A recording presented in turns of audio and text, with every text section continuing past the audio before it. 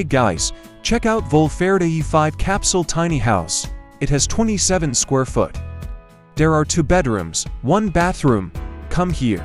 There's a separate utility room for water and electricity. Sewage is under this. The entrance is secured with a password lock that can also be accessed with a swipe card. Walk through this way. Here is a small room. You can change it into a cozy living room, put in a small sofa, and invite friends for afternoon tea here. Alternatively, you can turn it into a bedroom. Just put a small bed in this space. Here is a bathroom with wet and dry area. It has a wash basin, a toilet and a mirror. This is a shower room. Moving on. This is a big bedroom with 270-degree ceiling windows.